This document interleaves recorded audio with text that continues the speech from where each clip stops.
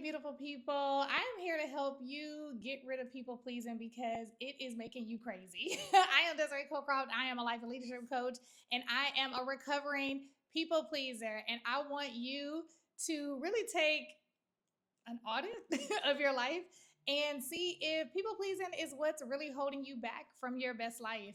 I find that as a high achieving woman, as someone that has done so many amazing things in their own life, such as yourself, that you still have amazing things that you want to achieve. Maybe you want to move out of the country for a while, like I have. Maybe you want to start your own business, like I have as well. Maybe you want to start dating. Maybe you want to, get your finances in order. Maybe it's just something different that you want to do in your life, but somehow you keep finding yourself hitting a wall, hitting that glass ceiling and not sure what it is. And so for me, I found that it was this deep rooted just feeling of getting in the way of other people, not wanting to take up space. And as I did more inner work, I'm like, yo, you dealing with people pleasing. So I've done a lot of work in positive intelligence. And in my work with positive intelligence, positive psychology, and all the things, habit forming, neuroscience, I found that people pleasing was a big thing for me. And it went all the way back in the day to childhood, because I always felt like I needed to be the person. And maybe this is your story and it comes up for you in different areas of your life. I felt like as a child, I always had to be the person to make everything harmonious.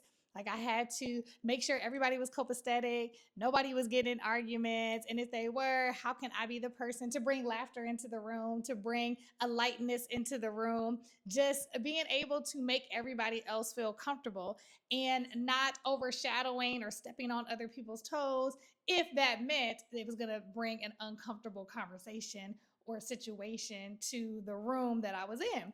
And so it took me a long time to discover that has continued to creep into my adulthood, and it made me loco. Listen, not crazy in the sense of like lock me up, but crazy in the sense of like I was holding myself back from a lot of things that I desired to do. And I think that's crazy. I think that's insane to hold yourself back because of what you are afraid of what people will think or say or situations. It's really like living in this world or living in this state of fear that anything that you do, you have to find a way to combat it by, okay, maybe I need to tell them this way, or maybe I need to do it this way. Always trying to find a safe way to do it. Even being online, even though I've been a speaker, I've been someone that loves entertaining, using my voice and my words and such. I feel like there has been so much of me feeling like if I do this the way I really want to do it, it's going to make me feel unsafe. Someone's not going to like what I have to say. I might step on someone's toes. Someone might not like my perspective. But think about how much you live in handcuffs when you think like that all the time. It's one thing to do things wisely, it's one thing to do things that are in decorum or with proper etiquette. It's another thing to live your life in bondage because you're so worried about some sort of conflict, whether it's a conversation or a situation. Living in a state of worry like that is going to hold you back from your best life. Because let's be real, here's the truth: whether or not you decide to live your best life, you're still going to deal with it either way. And that's what I found. I found that when I was doing all the things to keep me safe, or at least my mind was trying to keep me safe from using my voice to tell my story or to deal with like a very difficult conversation or situation. Either way, if I wasn't doing it, it was eating me up inside because on the inside, I was either resentful for not taking action or my mind was filled with all of the things that could happen if I did a thing. So I just let my mind run with all of the worst case scenarios all the time. And on the other side of it, you still have to deal with it, but it's a temporary feeling of uneasiness. And then the discomfort is gone once you actually dealt with it. So here's the thing: you are going to deal with discomfort regardless. So you might as well deal with the temporary discomfort, because I feel like when you're not living your best life, when you're living a life where you're trapped, worrying about what people think, not dealing with situations, doing your best to make everybody comfortable, yet you're the one that's still uncomfortable, you end up living a longer life that's dissatisfying to you, that's unfulfilled. Whereas if you just did the thing, had the conversation, took the action that is not comfortable, that might step on people's toes, that might bring some discomfort to the room, I'm telling you, it's temporary. Now, temporary might be an hour, temporary might be a couple months, but that's way worth it when you think about a lifetime of holding yourself back from your best life. So if this sounds like you, if you know it's like, oh, Desiree, I'm acting crazy out here because I am like creating so many worst case scenarios. I'm always walking on eggshells, even though I'm a boss. Like you have done amazing things in your career, in your life. You already achieved different things, and you're at a place where it's something else that you desire. You have a transition, whether it's a career or a life transition. So many of my clients desire to make a change in their life. I serve so many people between 30 to 50 plus years old, and they're looking to make transitions. They're looking to live life differently. I love to call myself a soft CEO and a get your life coach because I've really learned in these last couple of years how to transition from being super hustling, which was really rooted in people pleasing and being afraid to keep boundaries and say no, to being someone that stands up for myself way more than I did before. In living life the way I desire to live life on my terms. I'm living in beautiful Madrid right now. I've been here for like 2 months, and it's because I decided, you know what?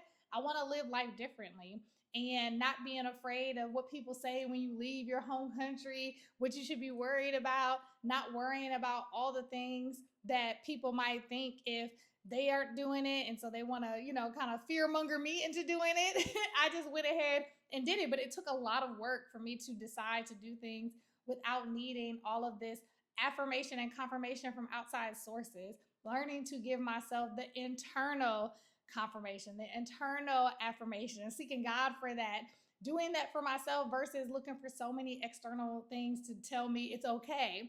And it's natural, as human beings, we desire community. So there's going to be this draw to want to ask people that love, and trust. But at some point, there has to be some self validation that takes place. And a lot of that has to be worked on, especially if you've been dealing with people pleasing because you have been wired for quite some time through your habits, your words to yourself, your words to others, the way that you interact in conversations. You've been wired for so long to look at the response for other people to see if something's okay.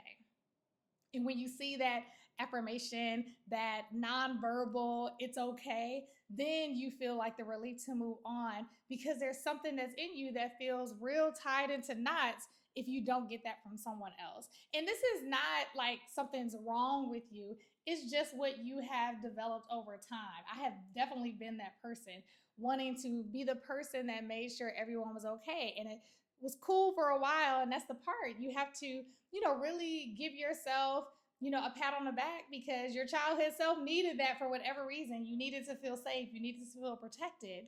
But now in your big grown life, as with me in your big grown life, you no longer need that safety. You no longer need that anymore. So you get to retrain your brain, get to retrain your life to live from a place of safety. Like I'm safe, I'm accepted, I am awesome all by myself. Like I don't need to do another thing to prove anything to anyone, to anybody that I'm a good person, to prove to anybody that, like, oh, I'm good enough for this. You don't have to prove another thing. And that is one of the biggest things that I work with my clients, is helping them get out of this phase of feeling like they have to prove something. And that is so rooted in people pleasing, as well as another saboteur. If you work with me, you'll know that positive intelligence talks about these different self-sabotaging tendencies that we do. And another one that comes up for people if they're not people pleasing is hyper vigilant, wanting to feel safe, wanting to make sure that they're just perfect at everything. And if anything has a chance of making them look like they're not perfect, is like, no, if I can't do it right, I'm not doing it at all. And that can that can hold us back from our best life as well. And so if you see or hear some of these things and you're like, that's right, oh, this sounds like me, then you need to jump on my mailing list, because I have an amazing class that I'll be, putting out there in the next couple of weeks called Future Her Series. And I'm really big on how can you dig into Future Her. And this is really re-scripting what you have been doing in everyday life so you can actually live life the way that you were meant to live life from a place of freedom in who you truly are and not who you've been acting like you need to be for the sake of feeling safe. So if that sounds like something that you're interested in, then you need to hit up my website, www.desireecocroft.com. You can totally sign up for my mailing list and know when this series will come out for you, future her. So if you love this video, go ahead and like, share, and comment. And if you feel like, Desiree, I want to hear more about this, you got questions, go ahead and drop them in the comments. I would love, love, love, love to hear from you and create more content that you love. Until the next time, have a great day. Bye.